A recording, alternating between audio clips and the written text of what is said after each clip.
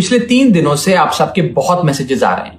आप में से ज्यादातर लोग मुझे बेस्ट विशेस दे रहे हैं, कंग्रेचुलेट कर रहे हैं, और कुछ लोग मेरे इस फैसले के पीछे क्या रीजंस हैं वो जानना चाहते हैं। तो आज ये वीडियो उनके लिए और उन लोगों के लिए भी जिन लोगों ने शायद मेरी प्रेस कॉन्फ्रेंस नहीं देखी। दोस्तों, पॉलिटिक्स में आने से पहले मैं एक प्रैक्टिसिंग चार्टर्ड अकाउंटेंट था। मेरे सामने एक बेहतरीन करियर था, लेकिन मैं उस करियर को छोड़कर पॉलिटिक्स में आया। अपने करियर को बनाने के लिए पॉलिटिक्स में नहीं आया, और एक पॉलिटिकल पार्टी का फाउंडिंग मेंबर बना, जिस पार्टी को मैंने अपने प्राइम यूथ के 15 साल दिए, अपने खून पसीने से, बहुत मेहनत से इस पार्टी को सींचा। लेकिन आज ये पार्टी वो पुरानी वाली पार्टी नहीं रही। इस पार्टी में आज एक टॉक्सिक वर्क एनवायरनमेंट है। आपको काम करने से रोका जाता है, पार्लियामेंट में बोलने से रोका जाता है, और ये पॉलिटिकल पार्टी आज चंद करप्ट और कॉम्प्रोमाइज लोगों के हाथ में फंसकर रह गई है, जो अब देश के लिए नहीं, अपने निजी पर्सनल फायदे के लिए काम करते हैं। पिछले कुछ सालों से मैं ये फील कर रहा था that perhaps I am the right man but in the wrong party.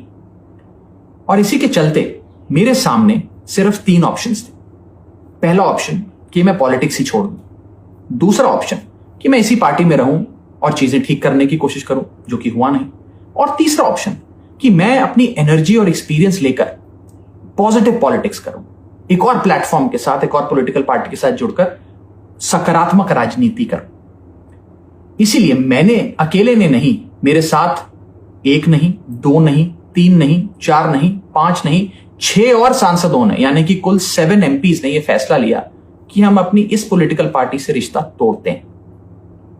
एक आदमी गलत हो सकता है, 2 आदमी गलत हो सकते हैं, लेकिन 7 लोग गलत नहीं हो सकते। और वो अनगिनत लोग जो एजुकेटेड एरुडाइट लोग थे, जो इस पॉलिटिकल पार्टी के सपने के साथ जुड़े थे, वो तमाम लोग जो इस पार्टी को छोड़ के चले गए, क्या वो सारे गलत हो सकते हैं? आप ऐसे समझिए, आप में से जितने ऑफिस गोइंग लोग हैं, यदि आपका वर्क प्लेस एक टॉक्सिक प्लेस बन जाए, उसका एनवायरनमेंट टॉक्सिक हो जाए, तो आप कितना काम कर पाएंगे? क्या आप वहां काम कर पाएंगे? अगर आपको वहां काम करने से रोका जाए, आपकी मेहनत को दबाया जाए, आपको चुप कराया जाए, तो आप क्या करेंगे? उस स्थिति में सही फैसला यही है कि आप उस वर्क प्लेस को छोड़ दें। शायद हमने भी वही किया। अब में से बहुत सारे लोगों ने यह भी मुझसे पूछा कि क्या मैं वैसे ही आपके मुद्दे, ordinary problems of ordinary citizens उठाता रहूंगा या बंद कर दूंगा? मैं उन्हें विश्वास दिलाना चाहता हूं कि मैं आपकी प्रॉब्लम्स को लगातार और एनर्जी के साथ और जोश के साथ उठाऊंगा। और अच्छी बात यह है कि अब हम उन प्रॉब्लम्स की सॉल्यूशंस को भी ढूंढ पाएंगे और उसे इंप्लीमेंट करा पाएंगे। लीडर के तौर पर भी देखा जाता था, उनके फॉलोअर भी इंस्टाग्राम पे काफी कम होते हुए नजर आ रहे हैं।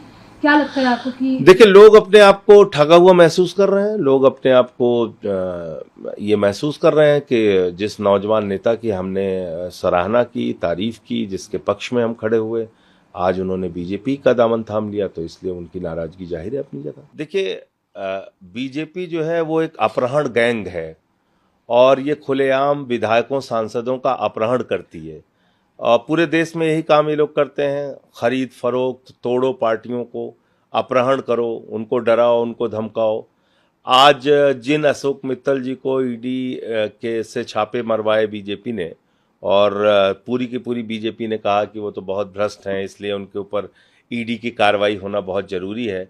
आज वो अशोक मित्तल बीजेपी में चले गए, वॉशिंग मशीन में साफ हो गए।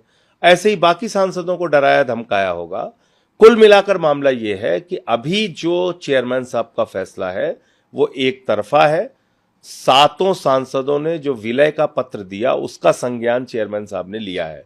लेकिन जब मेरे पत्र का संज्ञान लेंगे, जिसमें मैंने उनको बताया है कि संविधान की 10वीं अनुसूची के मुताबिक इन लोगों की सदस्यता रद्द होनी चाहिए, उस पर सुनवाई शुरू होगी, तो मुझे उम्मीद है कि सभापति महोदय संविधान और लोकतंत्र की रक्षा के लिए अपना फैसला देंगे। जो भी फैसला आएगा तब उसके बाद बात करेंगे। अभी तो हमारे याचिका पर सुनवाई भी नहीं हुई है चेयरमैन साहब की तरफ से।